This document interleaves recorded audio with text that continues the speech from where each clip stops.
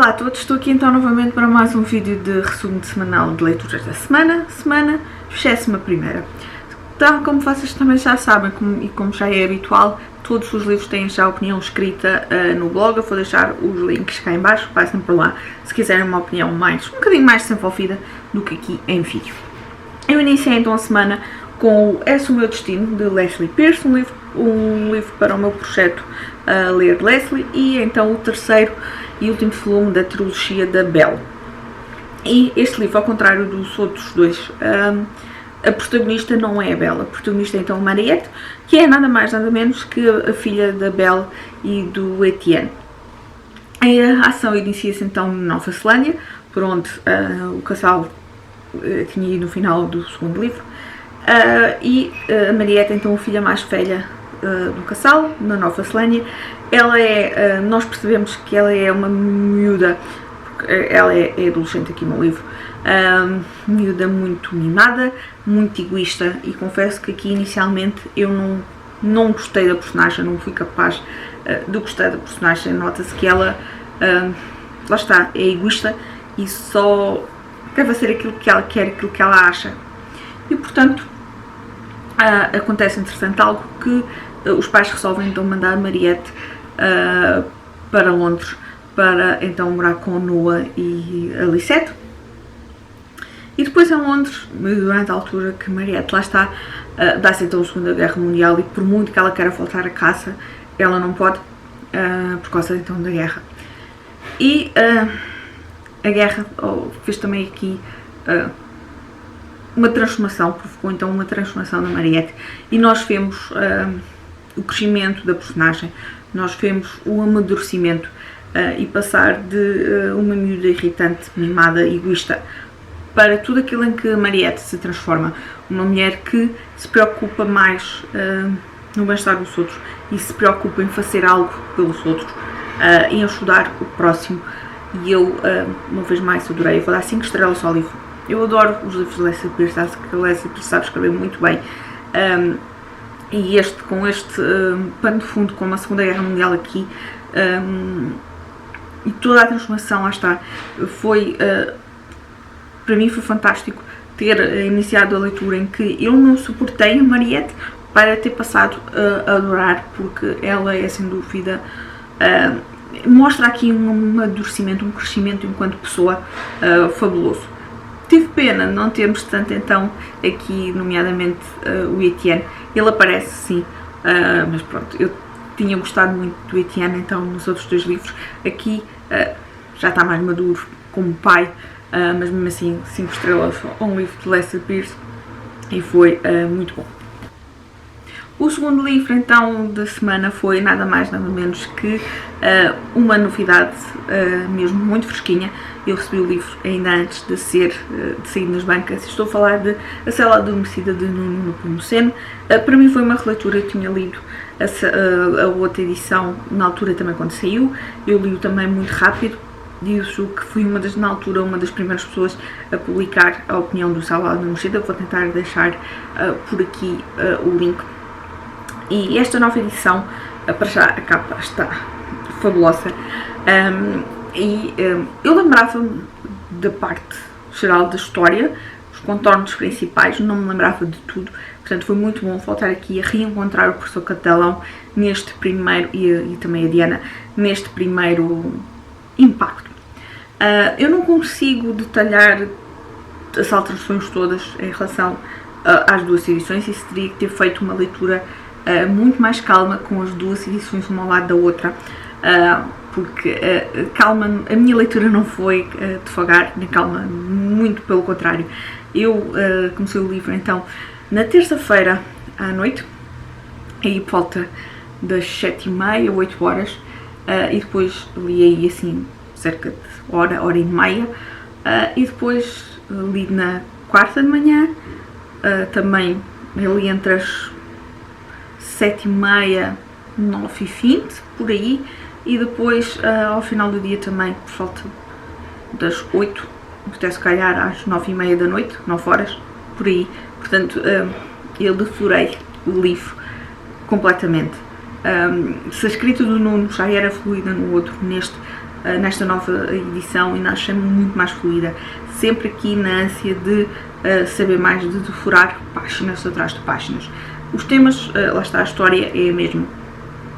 Continuamos então aqui com a história inicia-se então aqui com o ataque a um autocarro em Lisboa, no Marquês de Pombal.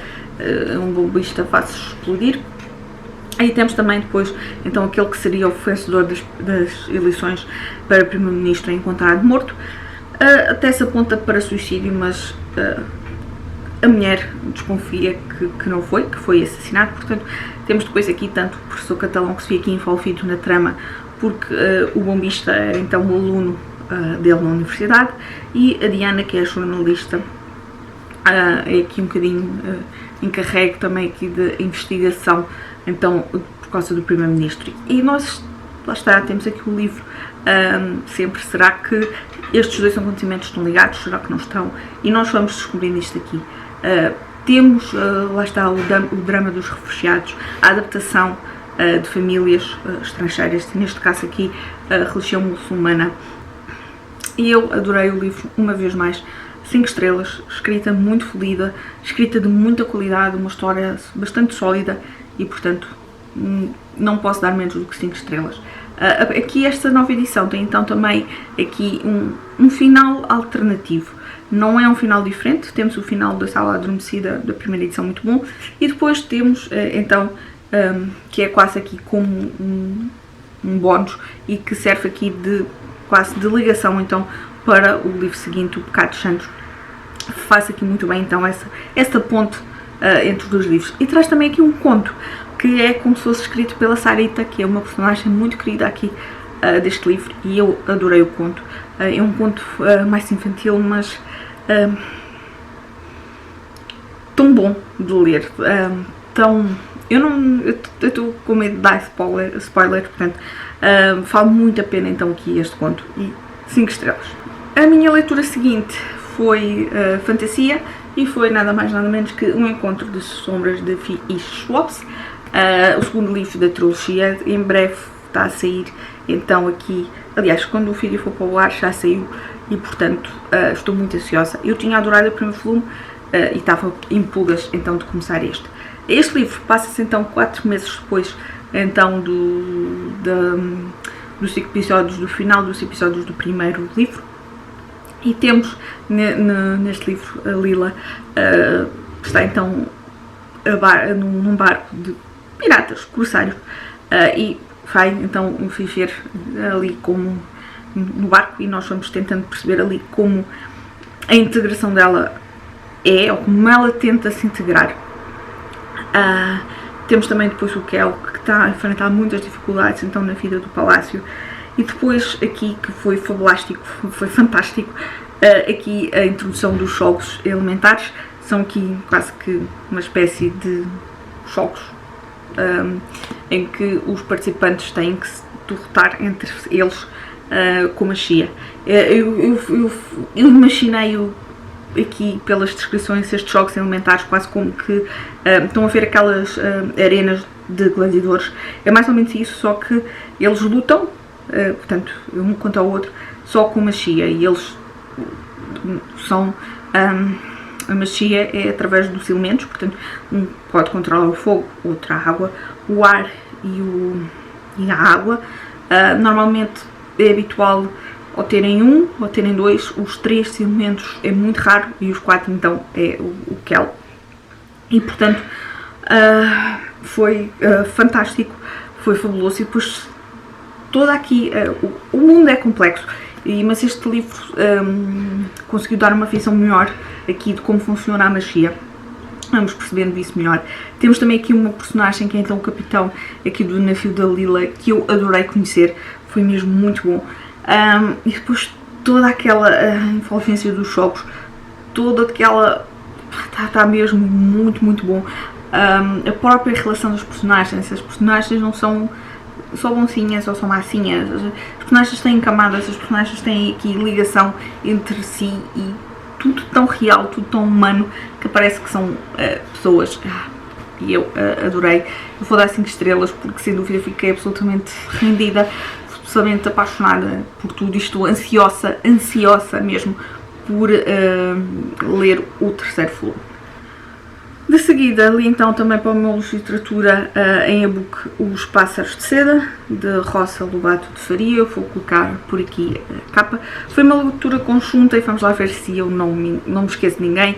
Com a Issa, com a Sofia Library, com a Maria João Cofas, com a Elissa, com a Vanessa Miss Livrinhos e com a Cris. Do tempo entre os meus livros, acho que é isso. Se me tiver enganado, peço desculpa. Não é a minha estreia com Rosa Lobato Faria. Este foi o quarto livro que já li da autora, e tenho um bocadinho de mixed feelings sempre um bocadinho com a escrita, com o tipo de história. Este livro, o início foi muito complicado. Muito em parte aqui à estrutura do livro e também com a própria escrita que a autora costuma utilizar. Porquê? Começando pela escrita, a autora, nos diálogos, a autora não faz a pontuação dos diálogos, ela escreve quase como o seguido, não é? Sem aquela sinalética de parágrafo, frente, travessão ou aspas, portanto torna ali às vezes tudo muito confuso de tentarmos descobrir se aquilo é diálogo ou o que é. E depois a estrutura aqui do livro que a autora criou. Portanto, nós estamos a conhecer a história de vida de Diamantina. E essa história de vida é-nos contada como? Então, o primo Mário, que eram muito amigos, criados como irmãos, que está a contar a história de Diamantina através de um livro. Portanto, o Mário escreveu um livro com a história de Diamantina e a Diamantina está a ler, então, essa história do livro. E inicialmente foi muito difícil, muito confuso conseguir perceber aqui o que era e quem estava a falar, porque depois temos parte, apesar do livro ser essencialmente então narrado através da leitura do livro de Mário, temos partes presentes em que é então da Diamantina, e torna isto o início muito confuso, muito complicado de conseguir entrar. E depois é aqui uma história quase que, lá está, a história de vida da Diamantina, com um aponto, uma história quase que normal, só que às tantas acontece algo à Diamantina em que toda aquela característica, toda aquela personalidade em que nós achamos que ela é mais ou menos uma pessoa normal, tem ali quase que com um vibe, e a personagem, se nós achávamos que ela era uma pessoa com qualidades, ali aparecem então os defeitos, e muito acentuado, e portanto traz riqueza à história, traz riqueza ao livro, e que a mim, enquanto leitora, serviu-me para me irritar com a personagem, se-me dar-lhe ali uns abanões fortes, dizer acorda para a vida, não é assim, pronto. E aí dou mérito à Rosa Lobato Faria por ter conseguido então esta evolução, esta transformação do caráter, da personalidade da personagem, dando aqui então a mostrar-nos então aquele lado menos bom. Também gostei aqui, ao longo do livro, a autora conta aqui pequenas histórias, pequenas lendas, através de uma personagem que é o Tio Sebra. Portanto, dá assim aquela área mais, aquele tom mais fantasioso e imaginativo. Eu gostei, sim, gostei muito. Eu vou dar 4 estrelas, mas, e dos livros que eu li, foi talvez, se calhar, aquele que eu gostei mais. Mas não posso dizer que tenha ficado totalmente rendida.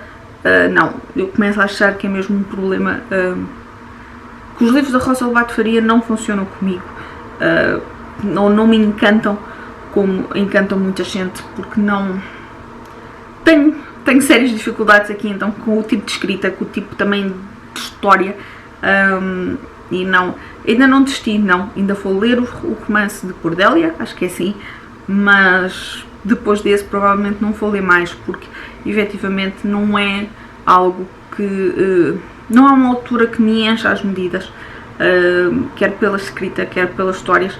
As histórias também são histórias quase que banais, não banais no mau sentido, mas banais no sentido de normal, sem nada de, por exemplo, os thrillers que têm sempre assim mistérios. Não, isto é histórias do dia a dia, é mais por aí. E portanto, gostei sim, mas não me encantou o suficiente. Mas mesmo assim, 4 estrelas não foi uma má leitura. Foram estes então os 4 livrinhos que li então esta semana.